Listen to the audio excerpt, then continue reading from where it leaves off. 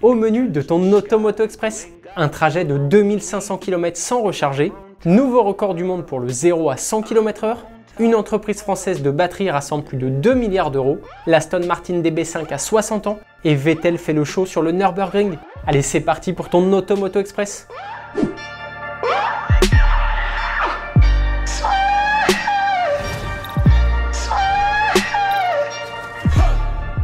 On attaque tout de suite avec le record du jour, plus de 2500 km en une seule charge. Les étudiants de l'université de Munich ont réussi à battre le record du monde d'autonomie avec une voiture électrique. La MUC 022, oui c'est son nom, a parcouru sur une piste d'aéroport plus de 2500 km en une seule charge. 2573 km pour être précis, il leur a fallu quasiment 100 heures pour venir au bout de la batterie. Je ne sais pas si tu te rends compte, mais c'est plus qu'un aller-retour Paris-Madrid. Pour accomplir cette prouesse, les étudiants ont particulièrement travaillé sur l'efficience de l'ensemble moteur-batterie. Elle ne consomme que 0,6 kWh au 100 km. Pour te faire une idée de l'exploit, sache que les voitures électriques les plus efficientes du marché consomment aux alentours de 13 kWh au 100 km. Ils ont également bossé sur le poids. La MUC 022 ne pèse que 170 kg sans le pilote.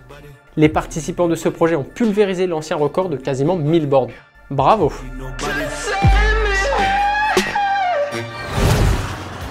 On enchaîne avec un autre record, moins d'une seconde au 0 à 100 km/h. Une équipe d'étudiants suisses, cette fois, a conçu une sorte de karting ultra puissant et ultra léger, capable de battre n'importe quoi sur l'exercice du 0 à 100. Avant de te donner son chrono, il faut que tu saches que ces 4 moteurs électriques développent 326 chevaux pour un poids total de l'engin de 137 kg, soit un impressionnant rapport poids-puissance de 0,4 kg par cheval. Il a fallu seulement 956 millièmes à sa pilote pour atteindre 100 km/h sur une distance de seulement 12,24 m. C'est évidemment le nouveau record du monde. L'équipe suisse a mis une claque à l'ancienne marque, ils avaient eu besoin de 1 seconde 461.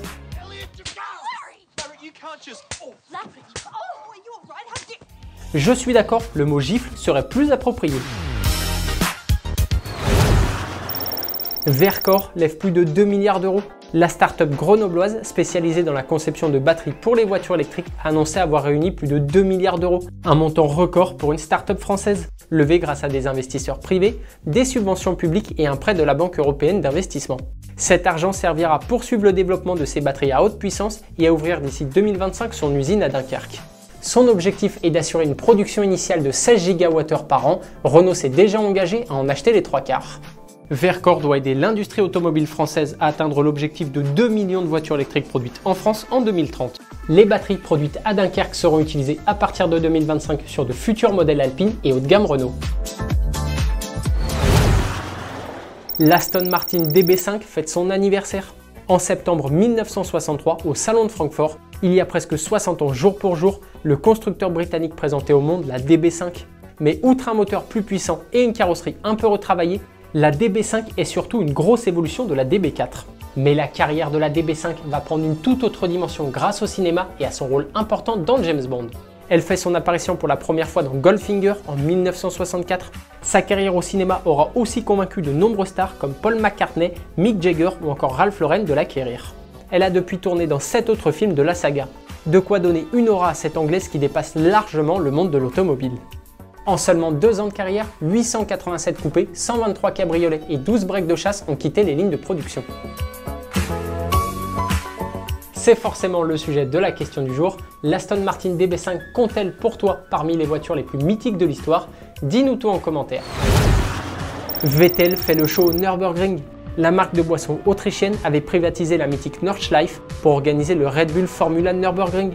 De nombreux pilotes avaient fait le déplacement, Yuki Tsunoda, Gerhard Berger, Ralf Schumacher, Jos Verstappen ou encore Matthias Lauda qui a pris le volant de la Ferrari 312 B3 de son père. Mais le clou du spectacle, c'était le show de Sebastian Vettel.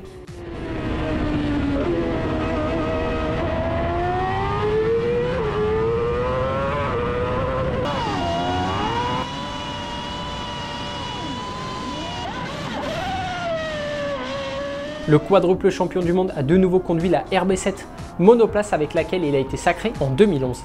Il était accompagné par David Coulthard qui était au volant de la RB8, F1 championne du monde en 2012.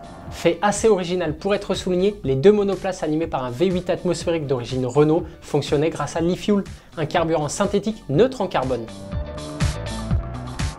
Le pilote allemand qui avait pris sa retraite à la fin de la saison 2022 a d'ailleurs déclaré à la suite de l'événement, je cite, « Je ne peux pas dire non à un retour. Si vous demandez à tous les pilotes qui ont raccroché et sont ensuite revenus, certains d'entre eux ont probablement refusé dans un premier temps et en fin de compte, ils sont tous revenus. Donc je ne peux pas exclure de revenir aussi. » Les pilotes qui ont fait des comebacks en F1 sont assez nombreux. Alain Prost, Michael Schumacher, Fernando Alonso. Vettel a toutefois nuancé ses propos en expliquant, je cite, « Je ne pense pas à ça en ce moment et ça dépendra du défi proposé. » On va maintenant revenir sur la question d'hier. Je te demandais si voir Bugatti en endurance pourrait te plaire, et c'est évidemment un grand oui. Pour certains d'entre vous, c'est même un rêve.